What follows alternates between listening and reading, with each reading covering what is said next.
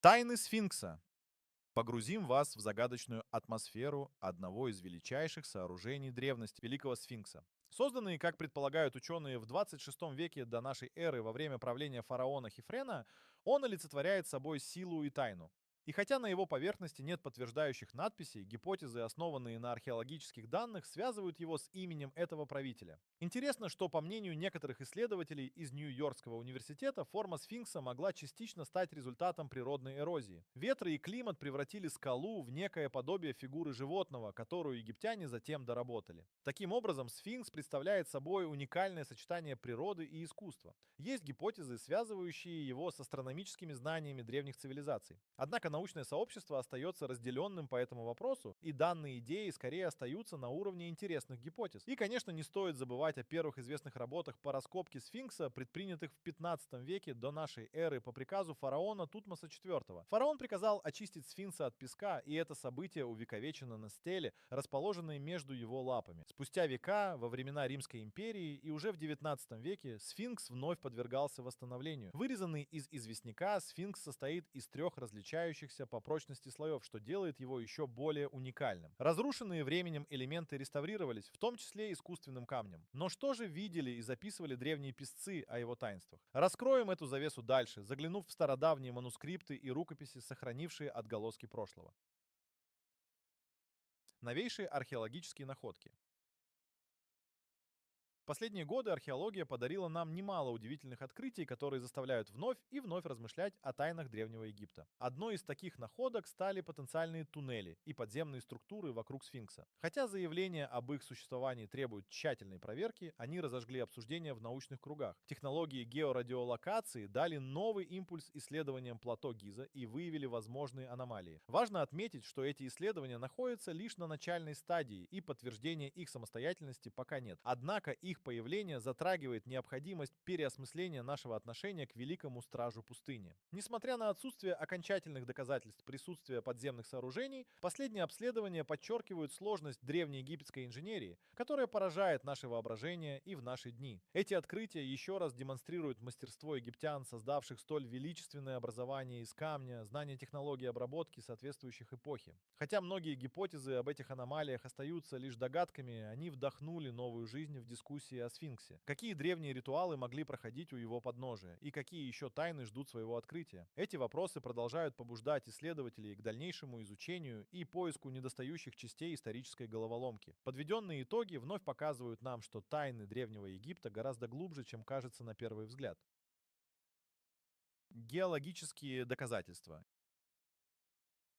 Геологические исследования последних лет предоставили интригующую информацию о сфинксе, которая проливает свет на возможный возраст этой грандиозной фигуры. Некоторые геологи утверждают о признаках водной эрозии на его поверхности. Эта гипотеза предлагает, что сфинкс мог быть воздвигнут десятки тысяч лет назад, еще до того, как сюда прибыли фараоны. Однако следует помнить, что египтологи и археологи пока не признали эту теорию полностью обоснованной. Исследования климата конца последнего ледникового периода предполагают более влажные условия около 10 тысяч лет назад. Возможно, этот фактор и повлиял на эрозию монумента, вызывая столь резкие разногласия в академических кругах. Хотя гипотеза о крупных водоемах на плато Гиза пока остается спорной, она вызывает интерес и подталкивает специалистов на дальнейшие изыскания. Датирование камня и анализ эрозии находятся в центре внимания и среди исследователей, которые пытаются определить истинный возраст сфинкса. Подземные камеры и разработки вокруг него пока требуют дополнительного подтверждения, но подтвержденные результаты могут кардинально изменить наше понимание древних цивилизаций. Однако, утверждать о существовании культур значительно старше известных следует с осторожностью. Пока мы продолжаем открывать геологические тайны сфинкса, в головах рождаются сомнения по поводу известных археологических данных. Какие еще неизведанные загадки скрывает эта величественная фигура? Кто знает, возможно, следующий шаг в наших исследованиях отправит нас к еще более захватывающим гипотезам и теориям. Один из таких удивительных поворотов может повлиять на культурные и исторические представления о сфинксе воображений. Атлантида и сфинкс. Перемещаемся в загадочный мир мифов и легенд и сталкиваемся с одной из самых спорных гипотез — связь между Атлантидой и величественным сфинксом. Атлантида, описанная древнегреческим философом Платоном более 2000 лет назад, остается неуловимой легендой. Был ли этот мифический континент более чем просто фантазией? Могли ли его жители на самом деле контактировать с Древним Египтом и оставлять свой след в этой великой цивилизации? Однако важно отметить, что такие предположения остаются в мире гипотез и спекуляций. Сфинкс был воздвигнут приблизительно за 4500 лет до нашей эры, во времена четвертой династии Египта. Исторически ни одна надпись или артефакт не указывают на какую-либо связь с Атлантидой. Несмотря на это, благодаря мистическим теориям эта гипотеза продолжает оставаться популярной среди сторонников эзотерики. Историки и археологи продолжают обвинять теории о связи сфинкса с Атлантидой в отсутствии научных доказательств. Однако это не останавливает исследования, сосредоточенные скорее на определении влияния мифов на культуру, нежели на исторической достоверности. Сложно оценить истинную природу этой связи, но гипотезы поддерживают интерес к этому таинственному наследию и продолжают вызывать любопытство. Следующий виток нашего путешествия погрузит нас в загадочные древние тексты, которые, возможно, содержат ключи к пониманию, как этот миф вплетался в культурное сознание человечества. В этих записях мы можем обнаружить отголоски мифа, усиливающие тайну, окружающую наше сегодняшнее знание. Древние рукописи. Загадочные древние рукописи Древнего Египта проливают свет на историю и культуру эпохи великих фараонов. Папирусы и надписи на стенах гробниц, саркофагов и каменных монументов предоставляют нам фрагменты прошлого, намекающие на величие сфинкса и его роль защитника. Традиционно считавшийся хранителем священных мест, сфинкс олицетворял власть и мощь. Однако интерпретации надписей, относящихся к эпохе Древнего Царства, позволяют предположить, что сфинкс мог символизировать защиту, простирающуюся за пределы физического. Изучая эти тексты, пропитанные мифами и астрономическими элементами, появляются предположения о возможной связи сфинкса с небесными событиями, такими как восходящее солнце в дни равноденствия. Гипотезы о его астрономическом значении предполагают, что древние египтяне могли использовать фигуру сфинкса для наблюдения за небесными явлениями. Однако конкретных текстов, утверждающих эту связь, не обнаружено, что делает эти идеи темой для дальнейших исследований и оживленных дискуссий. Писания на папирусах и каменных памятниках продолжают восхищать исследователей с их загадочными символами и образами.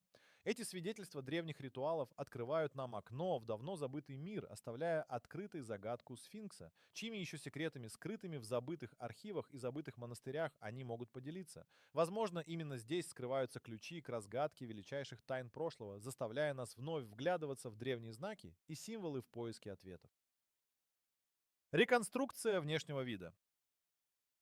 Приступим к погружению в загадочный мир реконструкции облика Великого Сфинкса. Представьте себе, когда-то перед нами предстало великолепное сооружение, покрытое яркими красками. Ученые предполагают, что его глаза могли инкрустировать блестящие камни, придавая фигуре особую выразительность. Однако гипотеза о его драгоценных украшениях остается спорной и недоказанной. Стоит упомянуть, что поза Сфинкса неизменна. Его величественная форма высечена из прочного известняка и не подвергалась кардинальным трансформациям. Историки подтверждают, что реставрации касались отдельных элементов, а не основной структуры фигуры. Они были частью долговечной истории заботы о культовом памятнике, начиная с древних египтян и до современных реставрационных усилий. Голова сфинкса – еще один объект спекуляций. Общепринято считать, что она изображает человека, вероятнее всего, фараона Хефрена. Теории о ее изначальной форме льва остаются в тени основной парадигмы и не поддерживаются широким кругом ученых. В наше время цифровые технологии предлагают увлекательные визуализации гипотетического первоначального вида сфинкса. Эти модели опираются на фрагментарные данные, такие как остатки краски и исторические описания, предлагая нам задуматься о том, какой он был много тысяч лет назад. Но они остаются только предположениями, оставляя двери открытыми для будущих находок и открытий. Если посмотреть на историю реставрации, то становится ясно, что забота о сфинксе происходила столетиями. Древние греки, римляне и современные научные команды прилагали усилия для защиты и восстановления монумента вплоть до нашего времени, включая последний этап в 2014 году. И хоть гипотеза о возможном естественном происхождении форм рельефа вокруг сфинкса обсуждается научными кругами, само сооружение неоспоримо является плодом человеческой руки. Этот феномен человеческого творчества до сих пор поражает воображение, и его тайны, возможно, открываются лишь на поверхностном уровне. Но остается ощутить воздействие, которое этот загадочный страж произвел на всех, кто вглядывался в его многозначительные черты. Это влияние выходит далеко за пределы истории, вдохновляя культурные выражения по всему миру. Подумать только, что предстоит узнать о его культурном воздействии на последующие века. Влияние на культуру. В течение веков сфинкс оставался ярким символом в различных культурах. Начнем с того, что греческий сфинкс — это мифическое чудовище женского пола, известное по легенде об Эдипе. Имя сфинкс происходит от греческого слова, означающего «душительница», что связано с ее жестокими действиями. Это существо задавало неразрешимые загадки, становясь воплощением испытания и опасности. Хотя в Древнем Риме сфинкс служил востребованным декоративным элементом, его популярность значительно усилилась в эпоху эллинистического и римского искусства. Этот стиль отсылал скорее к египетским корням и не являлся загадкой сам по себе, а скорее представлял экзотическое пересечение культур. В средние века, несмотря на редкость использования сфинксов в готических сооружениях, этот образ черпал свое значение через символику и аллегорию в текстуальных источниках. Символика оставалась необычной и точечно применялась, привлекая внимание к мистическим элементам через призму средневекового сознания. В эпоху Возрождения интерес к сфинксу проявился через герметические и алхимические поиски. Художники и философы обращались к образу как к символу древних тайн и мистерий, что подчеркивало глубокую связь с идеалами древности. 19 столетие стало временем расцвета египтомании, подкрепленного археологическими открытиями. Сфинкс стал символом загадочности и древней культуры, подпитывая интерес в кинематографе и литературе уже в 20 веке, после открытия гробницы Тутанхамона. Сегодня сфинкс, олицетворяя нераскрытые загадки прошлого, продолжает вдохновлять исследователей и художников. Этот символ, прочно связанный с культурной историей, будит воображение и сохраняет свою мистическую ауру, выступая в роли метафорического портала в мир культуры и тайн прошлого. Автономные теории Сфинкс, как одно из самых таинственных созданий древнего мира, окружен множеством гипотез. Однако среди научного сообщества преобладает теория, предполагающая природное происхождение его формы. Сфинкс, возможно, сформировался благодаря тысячелетиям природной эрозии, когда ветра и жидкости вырезали скалу, превращая ее в подобие животного. Именно эту гипотезу поддерживают современные исследования, включая работы ученых из Нью-Йоркского университета, предполагающие, что египтяне могли лишь доработать природное творение, придав ему человеческие черты. Эта удивительная концепция привносит новое понимание в обсуждение об уникальных конструктивных особенностях сфинкса. Большую часть его структуры можно считать природным феноменом, то есть результатом постепенного взаимодействия между твердыми породами и окружающей средой.